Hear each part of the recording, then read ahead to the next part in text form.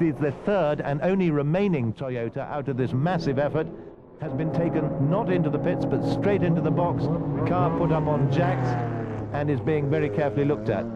Yes, there is frontal impact damage there on the Montero Brothers 911. They must have hit someone, and we take it that they must have hit the Boutsen Toyota. Andre de Cortance there and Ove Anderson, the two men responsible for running the entire Toyota project, have been having a very careful look at the back end of the Japanese-driven car. Now, they have clearly got some secrets which they don't wish the world's press to know about. The Toyota team are dealing with a very difficult situation here. They want to know that after Brundle's accident and now Boutsen's accident, there is nothing inherently wrong with the third car driven by Tsuchiya Suzuki and Ukio Katayama. So we have the very unusual sight at Le Mans of quite a long spell already of yellow flag running with the safety car. You see there at the front of this snaking cavalcade of headlights. And so with the order as a result of that accident to the second Toyota now is a BMW 1-2, followed by the first of the open Audis. A really tremendous result for them to this point. Very impressive indeed. Andre de Cortance there explaining to one of the engineers what he thinks happened in that incident between Montero and Boutsen, and we will bring you news of Thierry's condition as we hear it. We understand he's complaining of pains in his lower back and wished to be extracted very carefully. That was the beginning of the reason for the long yellow, and we are now hearing that there is oil on the Mulsanne Straight, an extensive amount of oil on the Mulsanne Straight, which needs to be dealt with because the cars are just going too fast. Now we have got back to green and the race is on once more. So just after 12 hours of running, there has been a lot of action already. All the Mercedes out, the last Mercedes withdrawn after the horrific accident to Peter Dumbreck, and the fans watch on through the night, a little bleary-eyed maybe, but the drivers have got to keep fit and ready, except for those who only have a sad tale to tell. The little Porsche in the baby class going remorselessly on its way, and this still the class of the GTS field. Olivier Beretta out after another stint, Karl Wendlinger back in again. Wendlinger, of course, retired from Grand Prix racing some 3 years ago after his terrible accident at Monaco had meant that a comeback to the very top level of the sport was simply not practicable. So, a German 1-2-3, and here is the surprise of the race so far.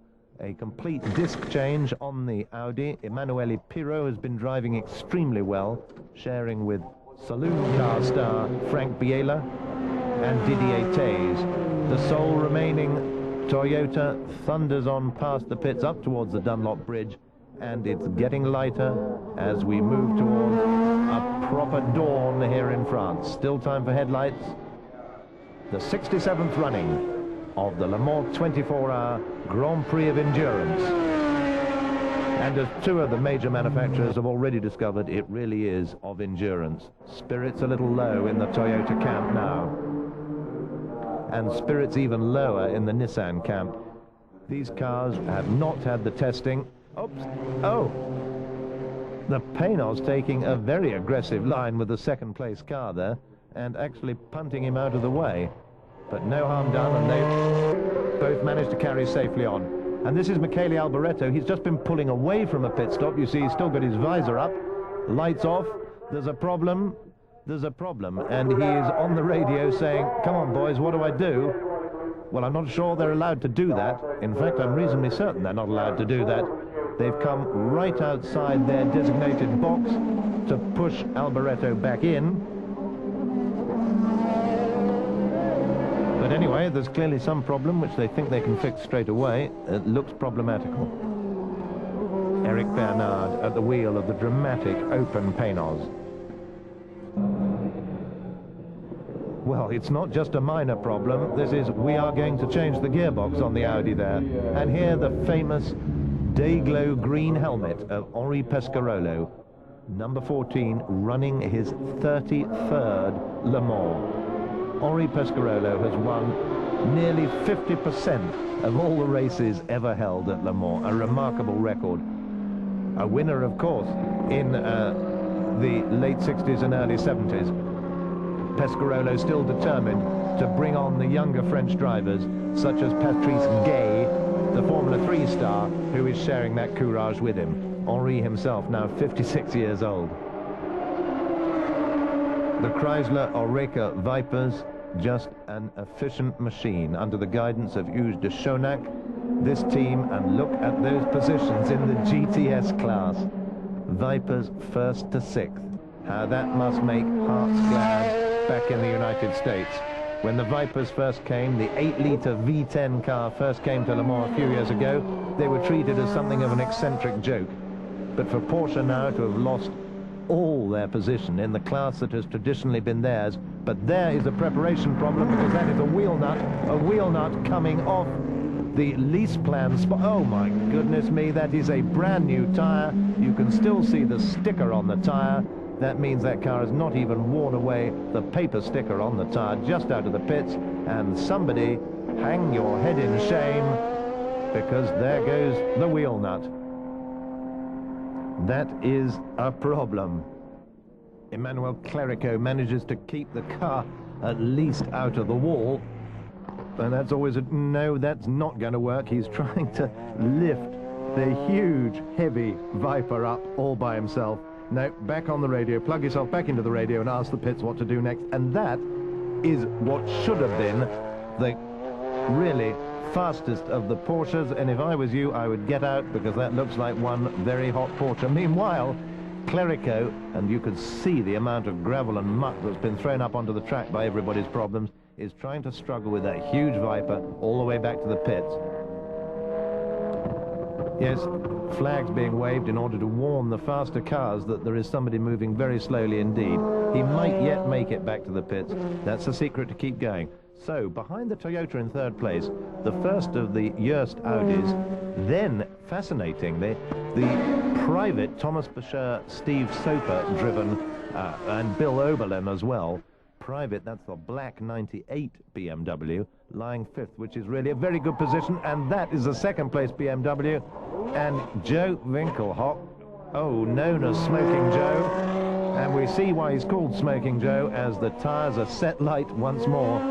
But he was lucky there, because the gravel is very thick underneath the Dunlop Bridge, and he was very lucky to get away from that. And we've got another one of the Rook cars. We've just seen one stopped on one side of the track, and this car is on fire. Thank heavens the onboard extinguisher has gone off. This is the Lloyd's of London insurance-sponsored car, shared by Hubert Haupt, the German professional, with Robinson and Price from England, and that car is comprehensively on fire. That has to be a blown turbo. That is traditionally what causes those Porsches to catch fire. We think everybody is safely out. Yes, they are. The marshal's still looking a little bit nervous, the number 63 car. And that is the amount of muck being pushed onto the track at this stage in the race is a problem for everybody. That was the 2nd of the Works Chrysler Vipers, as the leader tucks in underneath another back marker and sets off. Yes, they've managed to get the Rook Porsche now behind the barriers and out of the way. And he backed right off. He backed right off and was overtaken by the car he'd just been overtaking. That will not impress him very much. I don't think that was a mechanical problem. I think he was following instructions from the marshals. So, that is the lead car, and we think that is indeed JJ at the wheel, the car being shared with Christensen and Jörg Müller. And as the caption shows us, the Vipers are just all dominant. 51, 53, 52 is the team order in the... And that is JJ Lehto in the wall at the Porsche curves, with the wall right up close. The Schnitzer mechanics are getting spare bodywork ready. They can't believe this has happened. The lead car, and I'm sorry to say, that looks as though JJ is in trouble. It looks as though his leg is hurt, is what the doctors are paying attention to. Now, how has that happened? Those are very difficult corners. Now he has a nearly 4-lap lead on his teammate, the number 15 car we're looking at here. No, thank heavens for that. After a race of so many dramas, all we needed was an injury to the great JJ. And this once more opens a small window of opportunity for the Toyota team. And Gerhard Berger here